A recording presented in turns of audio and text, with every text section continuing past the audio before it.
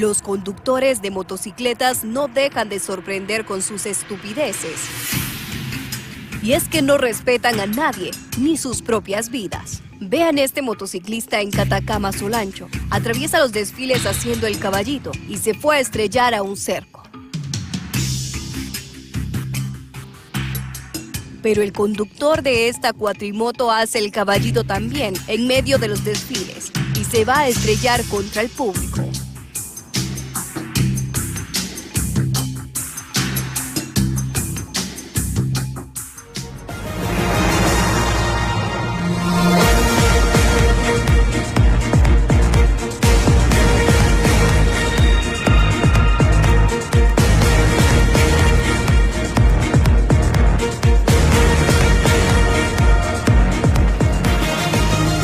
Y este par de payasos en el Progreso Lloro y Catacama Olancho quisieron robarse el show durante los desfiles, pero recibieron su propio merecido.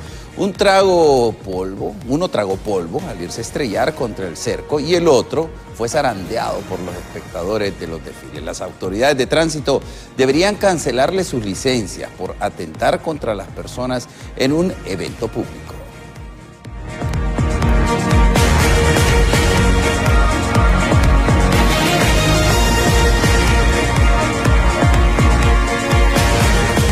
Buenas tardes a todos, qué bueno que puede informarse a través de Impacto BTV Meridiano, un video que deja nuevamente al descubierto la imprudencia, esa osadía que tenemos o que tienen algunos conductores que quieren llamar la atención en medio de un evento público.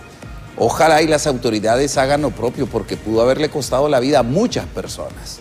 Pero bueno, esperemos que las autoridades actúen y por favor, usted que anda en motocicleta, que anda en una cuatrimoto o en un automóvil, deje de hacer tonterías, hombre, porque eso puede costarle caro. Saludo a Andrómeda Díaz. Buenas tardes, Carlos. Buenas tardes a cada uno de nuestros televidentes. Lamentable este tipo de situaciones donde realmente estas personas temerarias deberían de enfrentar a la justicia por estas acciones. No nos cansamos de decirle a usted que por favor sea muy responsable y prudente al volante. De esta manera le damos paso a nuestros titulares.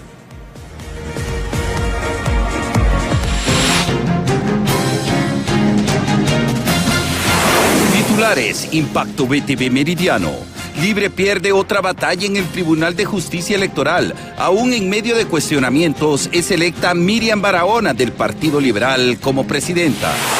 A nivel nacional, la extorsión sigue generando temor en el sector transporte. Autoridades de investigación afirman que son los mismos grupos delictivos que han mutado para perpetrar el crimen. Personal de enfermería de San Pedro Sula en asamblea informativa por falta de pago. Honduras podría enfrentar una condena internacional por no brindar protección adecuada al ambientalista Juan López. En las noticias internacionales, expertos de la ONU denuncian un poder arbitrario en Venezuela. Así iniciamos Impacto BTV Meridiano, el poder de la noticia.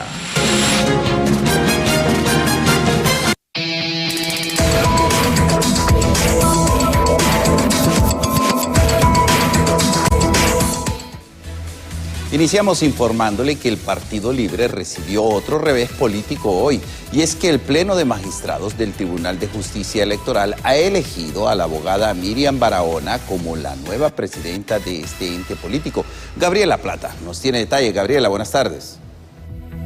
Todos los medios de comunicación presentes el día de hoy, el Pleno de Magistrados del Tribunal de Justicia Electoral ha elegido a Miriam Barahona como la magistrada presidente. Escuchemos a continuación, compañeros. Su servidora para las elecciones primarias e internas 2025, el magistrado Flores Urrutia para las elecciones generales 2025 y así sucesivamente.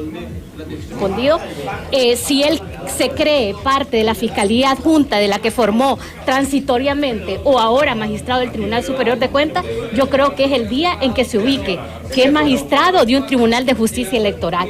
¿Verdad? Tenemos un auditor interno y durante el tiempo que su servidora ha administrado los bienes del Estado, nunca ha encontrado alguna responsabilidad ni la va a encontrar. Las decisiones aquí se toman por unanimidad o por mayoría.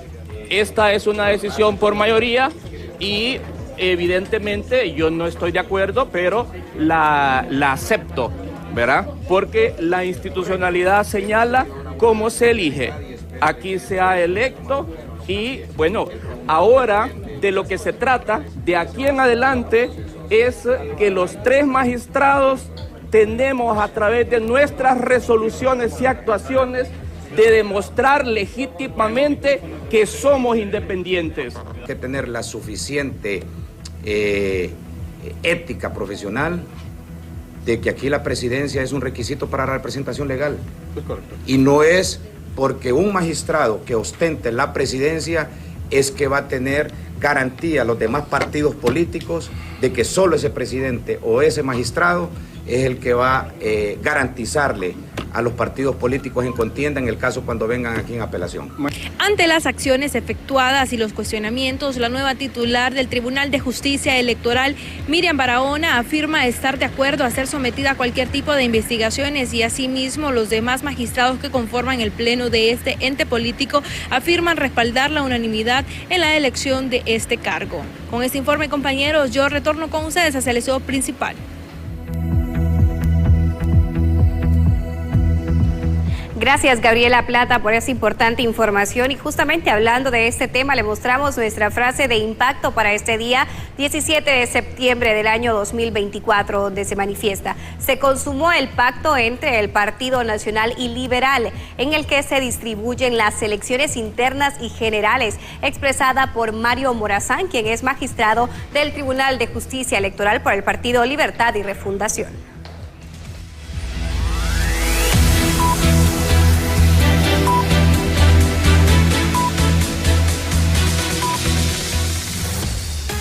Y la consejera del Consejo Nacional Electoral, Cosette López, afirma no temer ante el pronunciamiento efectuado por el concejal Marlon Ochoa, donde a su vez condena prácticas violentas.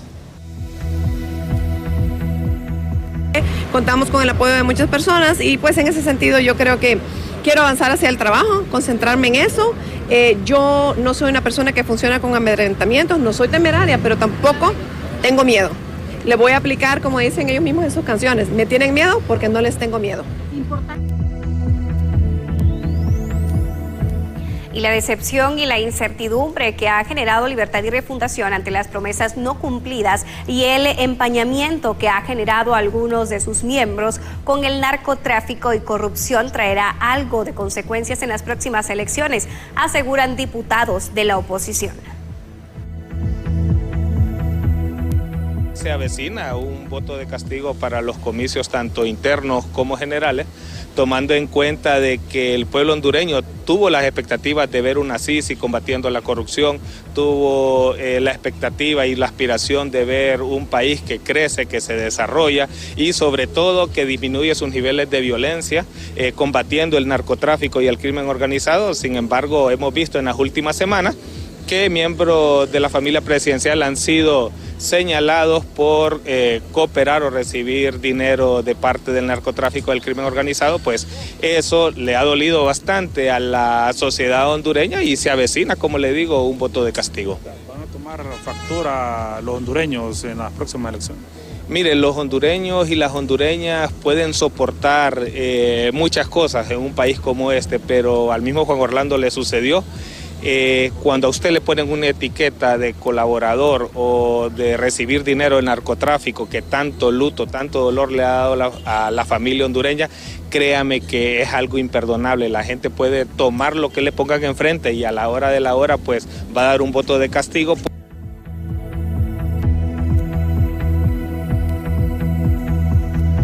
Y el candidato a la presidencia por el Partido Liberal de Honduras, Luis Zelaya, es del criterio que deben de existir o una limpieza en el sistema político para todo aquel candidato a elecciones y así evitar que políticos salgan posteriormente salpicados en actos de corrupción y narcotráfico, tal como se vio en la administración pasada y ahora también en actual.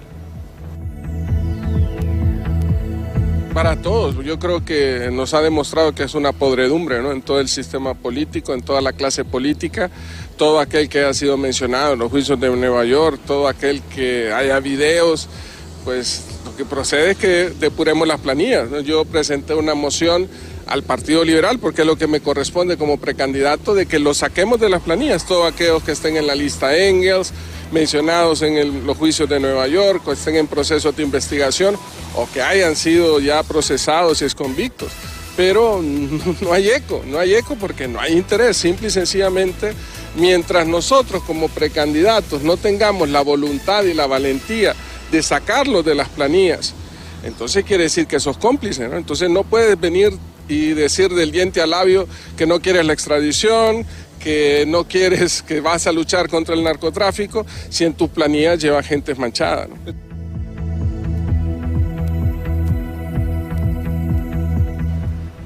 Y en otro orden de noticias, ¿qué está pasando con las políticas de seguridad que actualmente parece no están dando resultados en el país?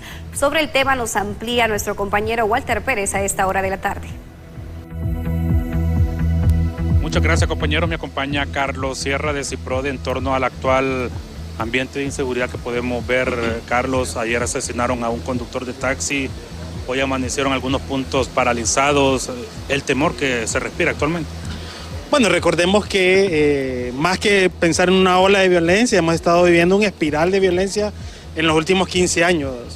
Aunque la Secretaría de Seguridad, y un poco refrendado con las cifras que mencionó la semana pasada el Observatorio de la Violencia, donde se refleja una reducción de algunos puntos de la muerte violenta en el país, todavía recordemos que Honduras sigue siendo, en temas de muerte homicida, el principal país en Centroamérica y el segundo en Latinoamérica. Así que no podemos obviar que, aunque existen avances, todavía en materia de seguridad, criminalidad y muerte violenta hay mucho por hacer. Lo que usted menciona, iniciamos la semana con varios hechos, sobre todo impactantes. Bueno, es parte de la labor que todavía no se ha podido realizar, tanto de procesos investigativos, pero también la anticipación al delito, que también es muy importante que la Secretaría de Seguridad pueda hacer acciones alrededor de ese tema. Pero después del asesinato del taxista mataron a un abogado también. ¿Qué mencionar de eso? Claro, y mire, y aquí son dos elementos, ¿no? Arrancamos la semana el domingo con dos hechos o dos niveles de conflictividad en el país, ¿no? Por un lado, la inseguridad, como usted dice, se reportaron una gran cantidad de muertes violentas entre el sábado, domingo y lunes de esta semana. Por un lado, donde refleja, reitero, que la criminalidad todavía en el país está muy latente. Gracias a Carlos Sierra de CIPRODE en torno a este escenario que vivimos en el país de violencia. Mi reporte con ustedes, compañeros.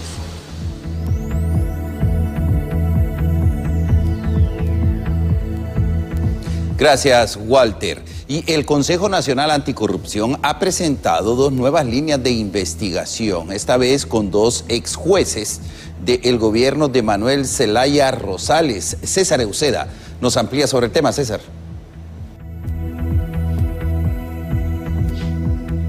Bien, muchas gracias, compañeros. En este preciso momento que nos acompaña el abogado Luis Urbina. Él es jefe de la Unidad de Investigación del Consejo Nacional Anticorrupción. Ya con este comunicado que han exteriorizado ustedes, actos de corrupción por parte de funcionarios públicos. Muy buenas tardes. Buenas tardes. El día de hoy el CNA ha interpuesto una denuncia ante el Ministerio Público por suponer responsable a 2 togados del delito de prevaricato judicial. Esto en vista de la aplicabilidad del decreto de amnistía 04-2022, en virtud de que vulnera directamente la Constitución de la República y aún así fue aplicado para beneficiar acciones en perjuicio y en deterioro del correcto funcionamiento de la administración pública. Con base en ello se establecieron todos los medios probatorios para que el Ministerio Público tenga la causa y ahora pueda actuar de conformidad a todos los casos que han sido utilizados este decreto de amnistía que contraviene lo dispuesto dentro del artículo 320 y 205, numeral 16 de la Constitución de la República. ¿A quiénes ha favorecido este decreto de amnistía, abogado? Dentro de la investigación pudimos denotar 2 casos particulares.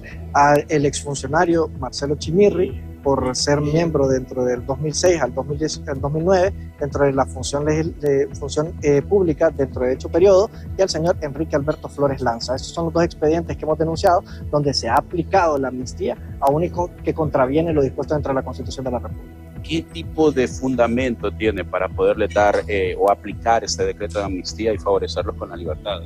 Vea que es interesante, hay 2 puntos de vista. En el primero señaló un juez de ejecución que es un hecho notorio de que existe un vínculo entre el señor Marcelo Chimirri con el expresidente Manuel Zelaya Rosales. Ese fue el único fundamento que manifestó Ministerio Público y Procuraduría General de la República. No hicieron caso, no hicieron ninguna mención dentro de dicha audiencia, y por ende se brindó en vista de que era un hecho notorio que había sido una persecución política, aun y cuando ostentaba una sentencia firme desde el año 2017 por el delito de enriquecimiento ilícito.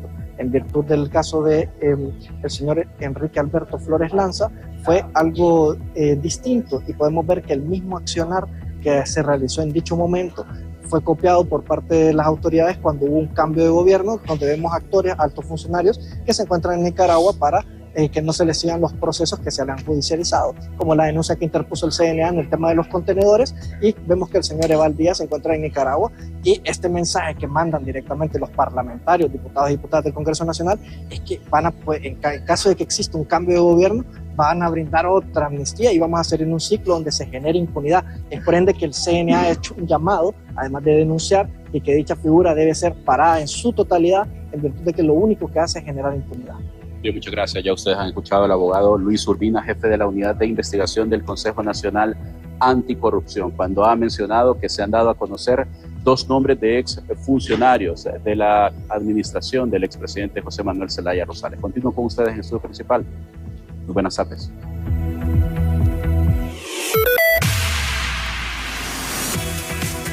Al volver de la pausa le detallamos que la presidenta Xiomara Castro se reunirá con Alberto Guterres para finiquitar el tema de la CICI.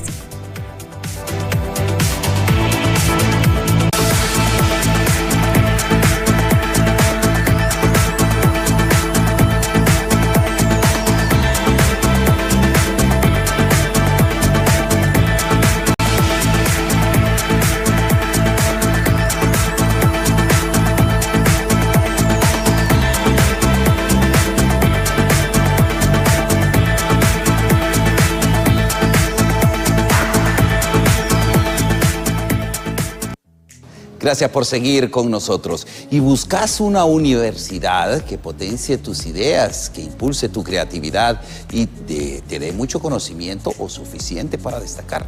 Unitec es lo que buscas. 4 facultades, 26 carreras, networking, innovación y mucho más te espera. Matricúlate hoy mismo.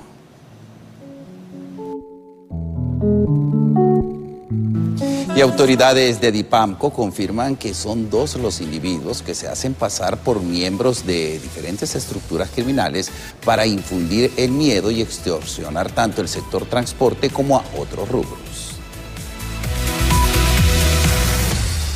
Porque hablan ahí que los transportistas, es que la banda de la 18, que la pandilla 18, la MS, la Runga, que ¿cómo se llama? Y varios nombres. Los chirizos y todo el mundo, y son los mismos.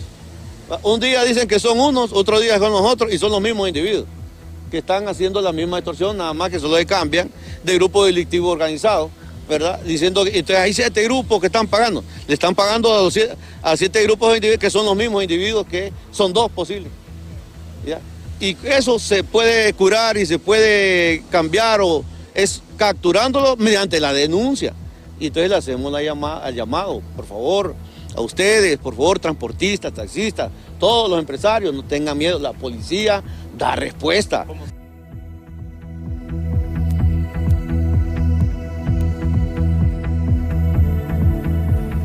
Y en otro orden de noticias, como se lo adelantamos antes de nuestra breve pausa comercial, el vicecanciller Gerardo Torres asegura que la presidenta Xiomara Castro viajará la próxima semana a la Asamblea de las Naciones Unidas, donde se reunirá con el secretario general de este organismo para definir la firma del convenio de la instalación de la CICI en el país. Nos amplía nuestro compañero Luis Durón. Buenas tardes.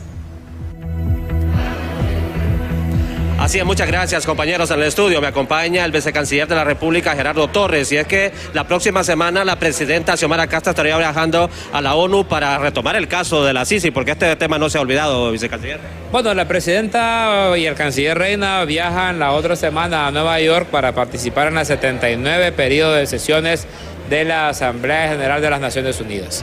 En ese sentido está la Cumbre del Futuro, está una cumbre de ambiente. La presidenta creo que habla en la Asamblea General el 24 o el 25 de septiembre y tenemos varias reuniones. Tenemos CELAC Unión Europea, CELAC Unión Africana, CELAC China, CELAC India, CELAC Turquía y CELAC países árabes del Golfo. En medio de todo eso, la presidenta va a tener una reunión con el secretario general de las Naciones Unidas, el señor Antonio Guterres, y el tema principal es el tema de la Sisi, ¿verdad? Entonces tenemos que terminar ya eso, tenemos que firmar ese convenio. Naciones Unidas y Honduras tenemos que llegar a ese acuerdo, traer la firma del convenio y ratificarlo en el Congreso. Ya ha pasado bastante tiempo, hemos hecho muchos esfuerzos y la visita de la presidenta puede ser ese empuje que nos hace falta para tener ya el convenio listo y traerlo para el Congreso Nacional para su ratificación. ¿Podría darse esto? Ojalá que sí. Pero sí, los esfuerzos se están haciendo. Totalmente. ¿Sí? Eso, nuestra meta es tratar un convenio de creación de la Sisi, presentarlo al Congreso Nacional para su ratificación. Gracias, vicecanciller Gerardo Torres. Ya han escuchado ustedes.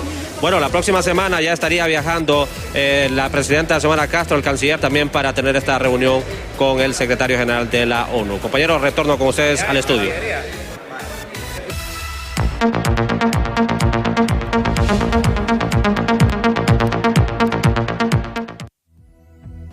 Gracias, Luis. Y en San Pedro Sula, el personal de la Asociación Nacional de Enfermeros y Enfermeras de Honduras se mantiene en asambleas informativas desde el viernes. ¿Qué exigencias tienen? Mariela Manzanares nos tiene el reporte. Mariela.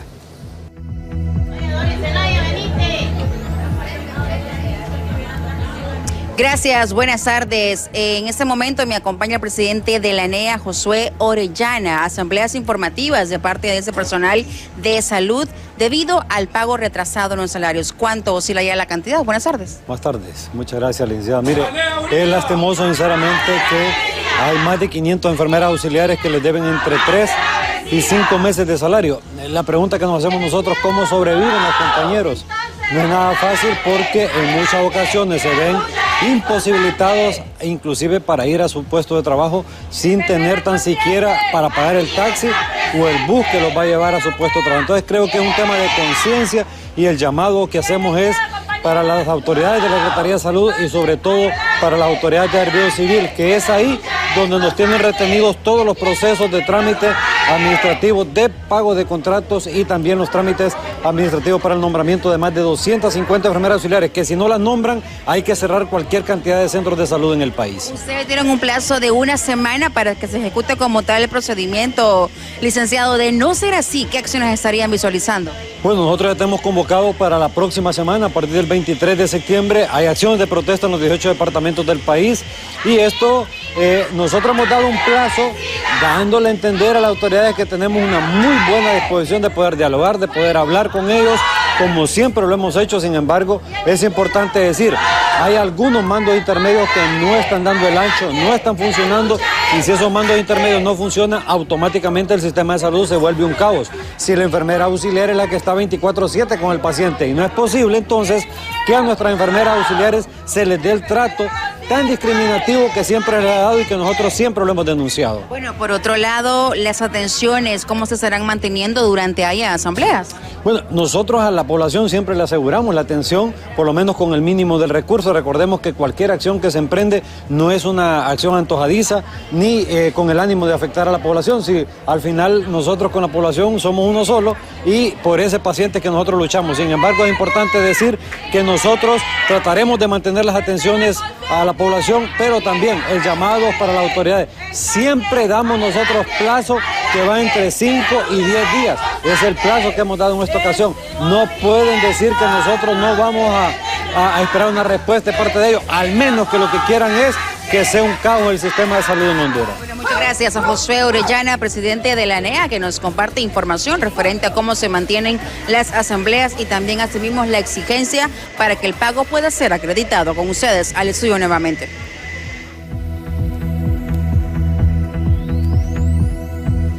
Gracias, Mariela. Y continuando con nuestros enlaces informativos, Walter Pérez dialoga a esta hora con dirigentes del sector transporte, quienes muestran preocupación ante la alza y las amenazas que siguen significando la extorsión en el país. Buenas tardes, Walter. Muchas gracias, compañero. Me acompaña Wilmer Calix, dirigente del sector transporte público. Bueno, Wilmer, ¿Qué está pasando con el tema de la extorsión? Sigue ganando terreno en lo que es este rubro muy importante para el país.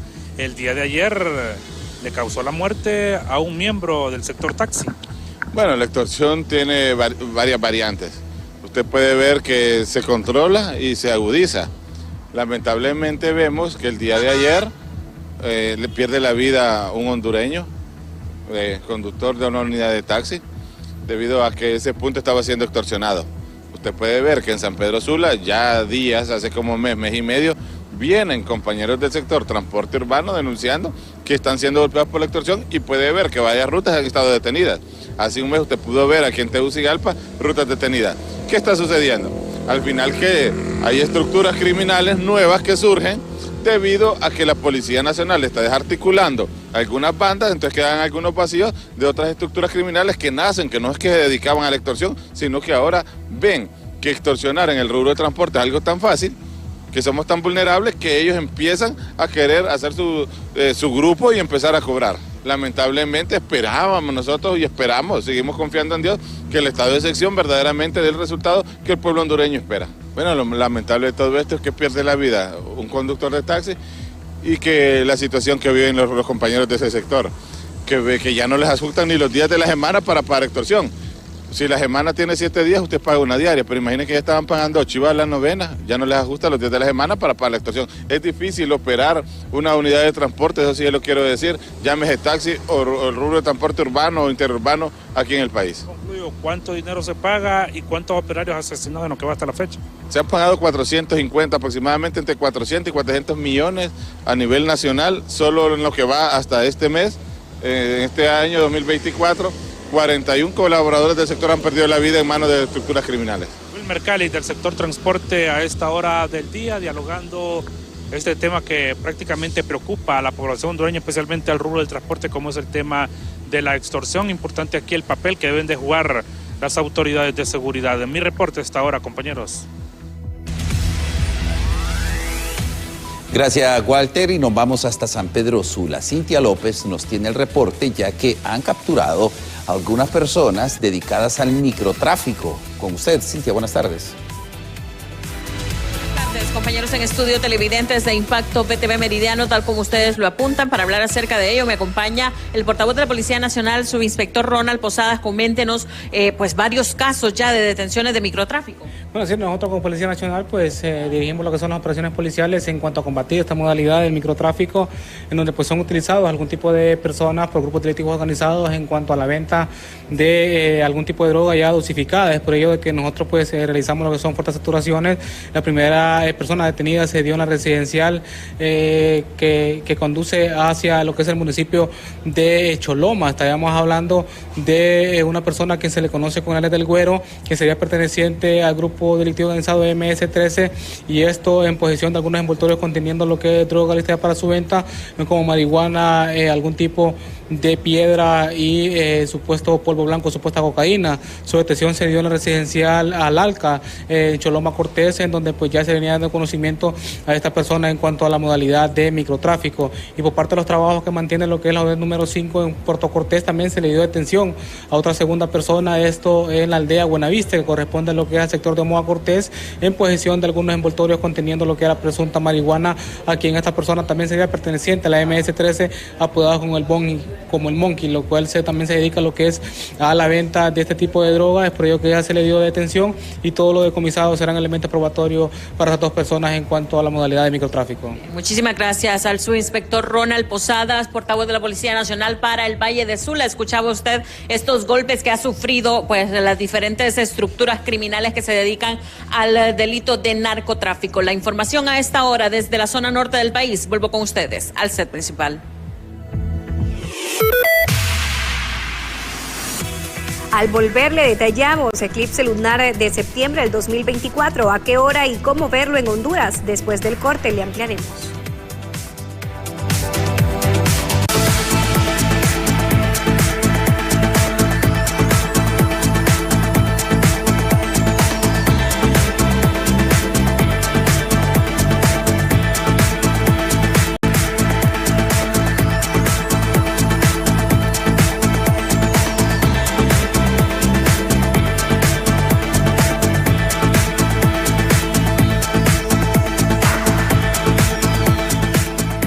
Gracias por seguir informándose con Impacto BTV Meridiano. ¿Y buscas una universidad que potencie tus ideas, que te impulse la creatividad y te dé el conocimiento suficiente para destacar? Unitec es lo que buscas. 4 facultades, 26 carreras, networking, innovación y mucho más te espera. Matricúlate hoy mismo. Retomamos la agenda informativa y es que siguen los feminicidios lamentablemente en nuestro país. Berenice Amaya nos tiene detalles. Berenice.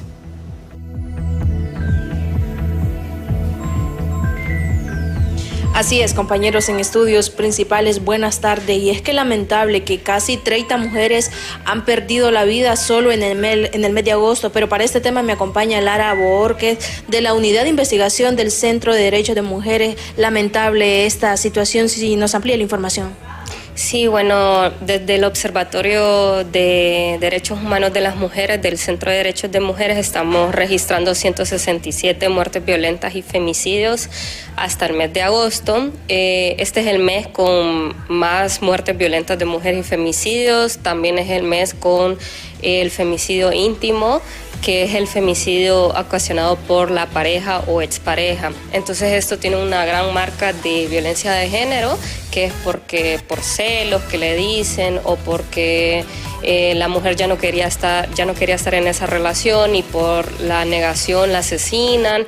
Y son femicidios bastante crueles, donde los hombres generalmente escapan de la escena del crimen, no quieren abordar la justicia o se suicidan. Entonces son casos bastante graves en el mundo de la violencia de género, en la violencia femicida y pues exigimos justicia. Justamente hoy vamos a monitorizarlos por un femicidio que se realizó hace poco en El Hatillo y vamos a exigir justicia por el caso.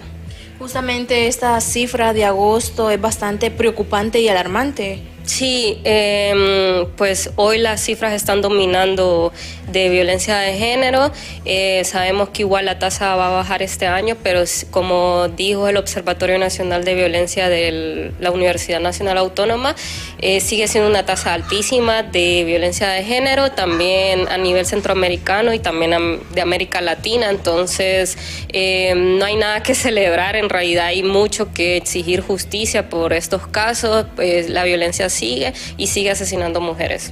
Y es que también han denunciado últimamente violencia política también. ¿Cuál es el mensaje a las autoridades?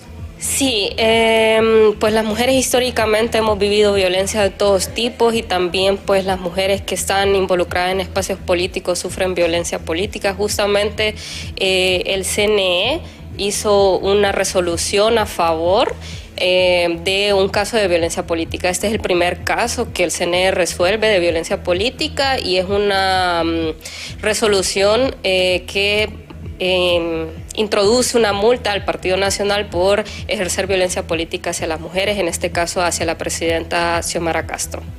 Bien, muchas gracias. Hemos escuchado las declaraciones de Lara Borges de la Unidad de Investigación del CDM. Con esta información retornamos a estudios principales. Buenas tardes.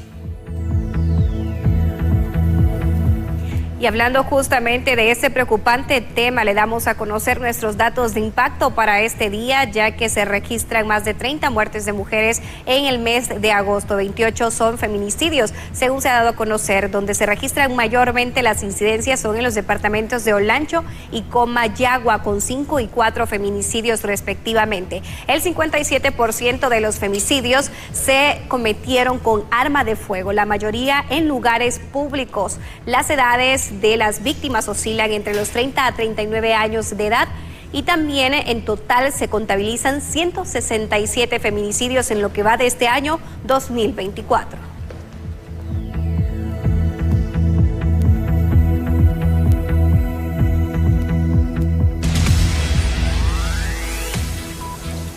Seguimos informándole, ya que la morgue de Tegucigalpa volvió a ser escenario de dolor con el ingreso de varios cuerpos, entre ellos el de Jafet Enrique García Hernández, un joven de 26 años encontrado sin vida cerca del río Choluteca. Su madre, profundamente afectada, relató con tristeza que antes de partir su hijo le mostró un tatuaje con su nombre, asegurando que lo llevaría hasta la muerte. Jafet había viajado desde Langue Valle para participar en en una concentración del Partido Libre en Tegucigalpa, pero, según la versión de su madre, fue abandonado en estado de embriaguez cerca del río, lo que habría derivado en su deceso. Aunque las autoridades aún no han dado conclusiones, se espera que las investigaciones esclarezcan los hechos. Y siguiendo con más, le damos a conocer que el Estado de Honduras podría enfrentar una nueva condena ante la Corte Interamericana de Derechos Humanos tras el asesinato del ambientalista y defensor de los derechos humanos Juan López en Tocoa, Colón.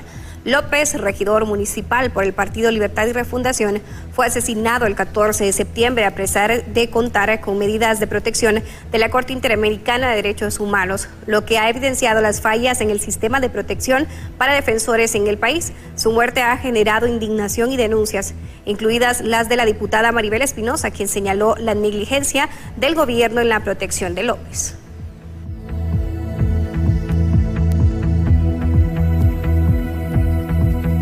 El vicecanciller de la República, Gerardo Torres, asegura que el gobierno de la presidenta Xiomara Castro se compromete a esclarecer el asesinato del ambientalista Juan López, ya que detrás de este crimen podrían haber varios actores como empresarios y dueños de medios de comunicación.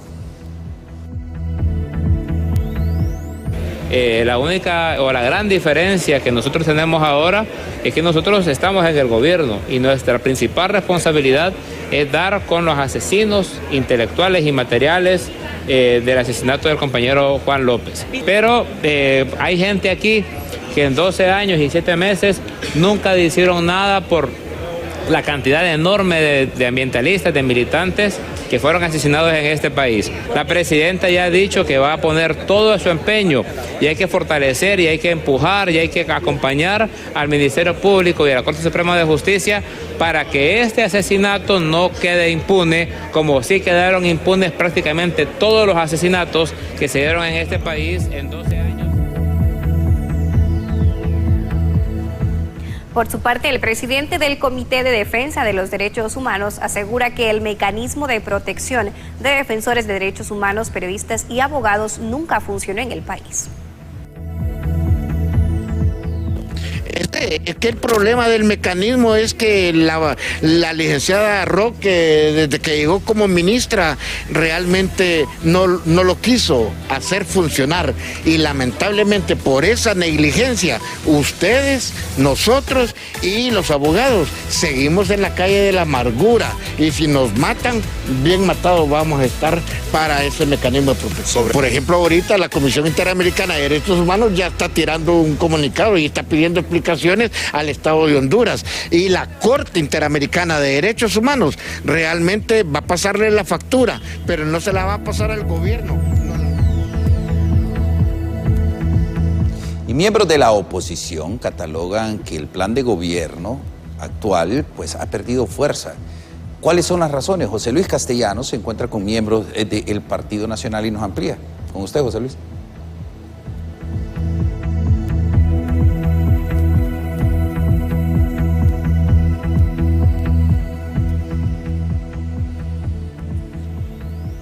Así es, compañeros, muchas gracias, buenas tardes. En efecto, fuera de todos los órganos electorales, Libertad y Refundación, y por otra parte, minoría en el Congreso Nacional. ¿Qué panorama se le podría enfrentar ante los próximos comicios electorales? Para hablar sobre ello me encuentro con la diputada del Partido Nacional, Merari Díaz. Diputada, esta situación que está viviendo Libertad y Refundación, su análisis, ¿qué podría estar pasando? Faltan muchos temas de reformas en el Congreso Nacional, minoría en los órganos electorales. ¿Qué le podría esperar a Libertad y Refundación, diputada?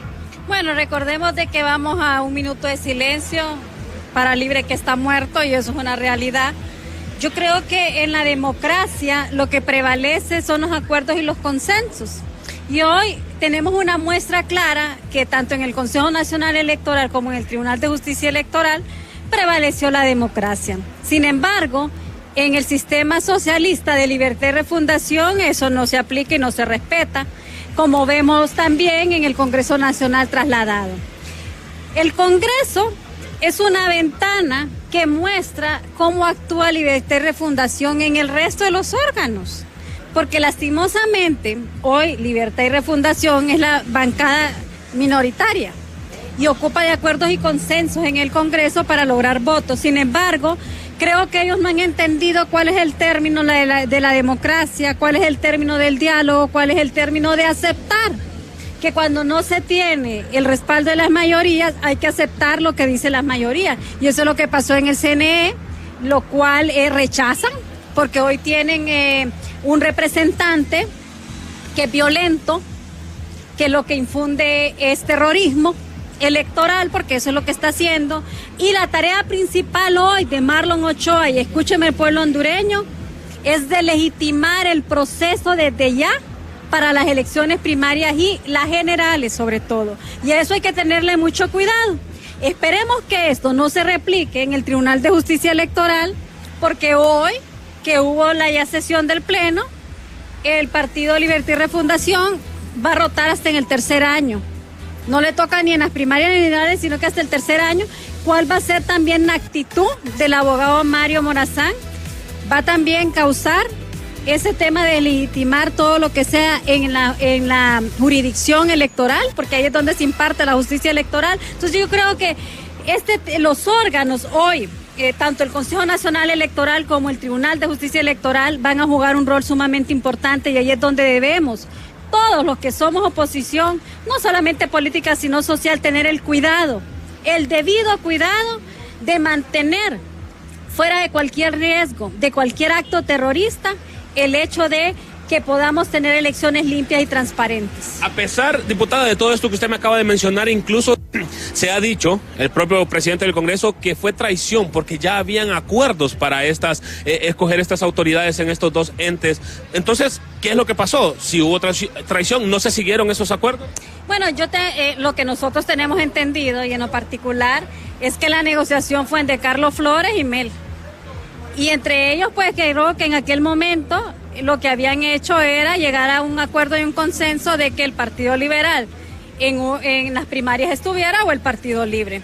En ese sentido, las actuaciones de Marlon Ochoa en contra de la consejera Ana Paola, creo que también tomó ese rumbo en el cual tomaron la decisión de no apoyar a Libertad y Refundación, al igual que la llegada de Jorge Cáliz, de Salvador Narrala y de la abogada Maribel Espinosa, en cuanto a hacer ese balance, porque lo que los mismos liberales mencionan es que ni Yani ni el resto estuvo, sino quien estuvo fue Carlos Flores haciendo tratos con él. Entonces yo creo que hoy eso es a lo que se refiere el ingeniero Redondo, que él fue parte de eso, también tenemos entendido.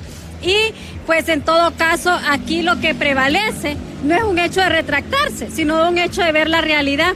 Y aquí es donde más bien hay que felicitar al Partido Liberal, porque es un partido demócrata, un partido republicano, un partido que avala los principios de la libertad y obviamente esos principios democráticos. Así que esto es muy bien el hecho de decidir, de hacer ese equilibrio y esa balanza imparcial en el proceso frente a las elecciones del 2025. Muchas gracias. La diputada del Partido Nacional, Merari Díaz, su opinión en cuanto a esta posición que tiene actualmente Libertad y Refundación fuera de los órganos, tal y como lo mencionaba, electorales, y de igual manera minoría en el Congreso Nacional. Parte de lo que les puedo informar, compañeros. Retorno con ustedes.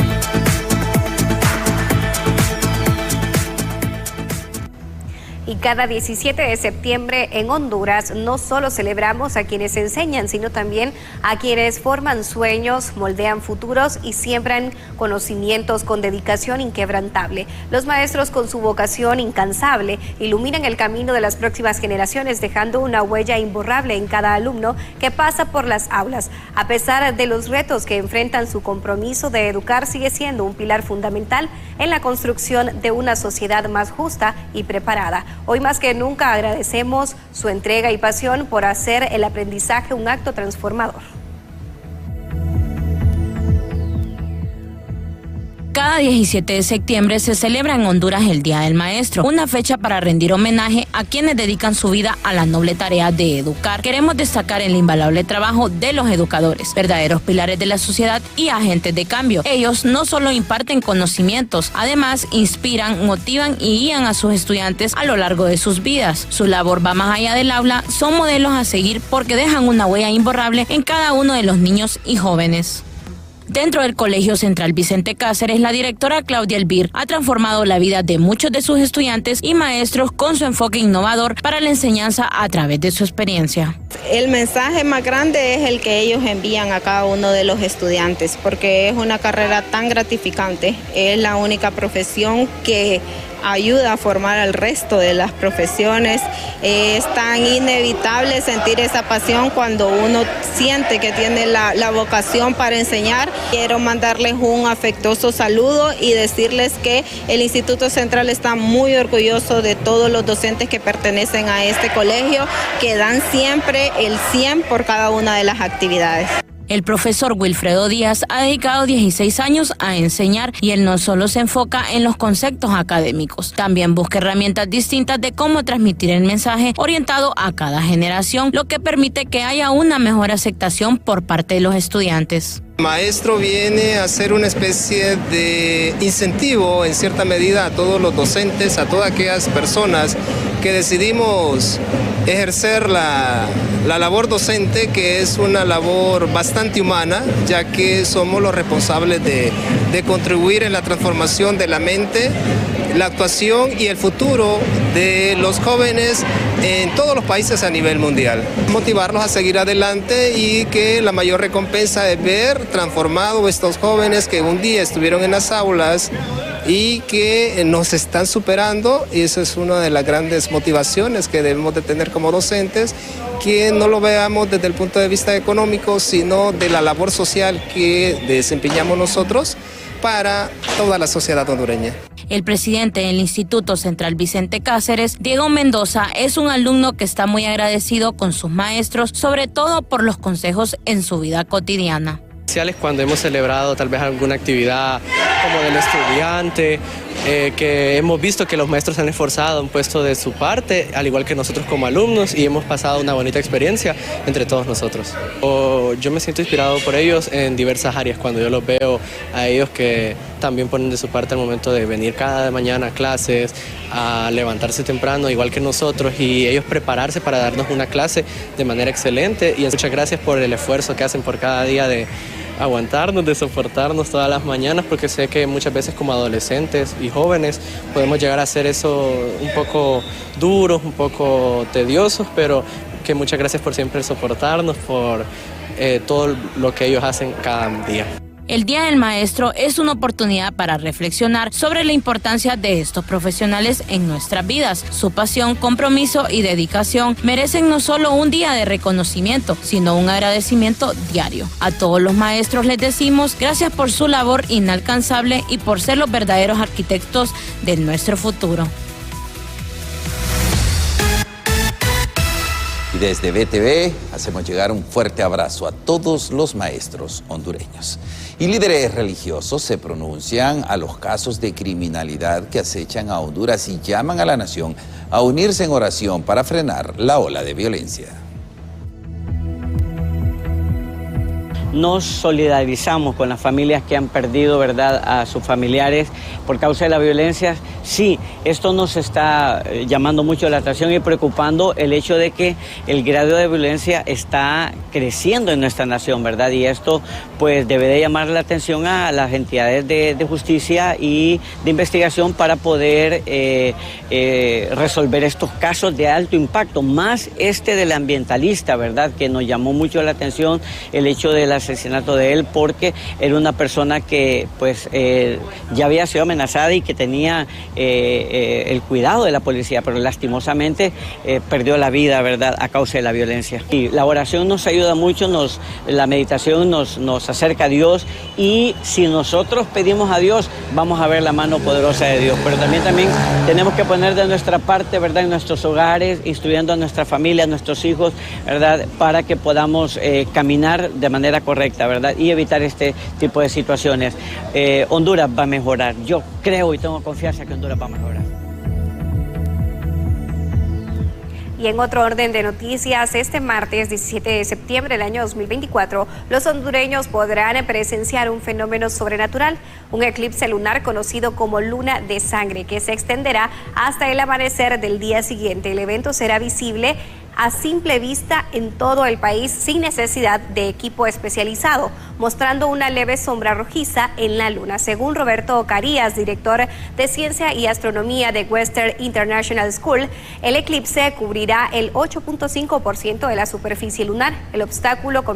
El espectáculo comenzará alrededor de las 7 de la noche, hora local, y coincide con la luna llena de cosecha, un evento cercano al equinoccio del otoño en el hemisferio norte. Aunque la luna de sangre no presenta riesgos para la salud visual, el próximo eclipse lunar total, aún más impresionante, que será visto, será el 14 de marzo del año 2024. De esta manera llegamos al final de Impacto BTV Edición Meridiano. Gracias por su fiel sintonía. Sus citas en punto de las 7 de la noche. Así es, y síganos por favor en todas las plataformas digitales para que se mantengan bien informados. Que tengan un muy productiva tarde. Con permiso.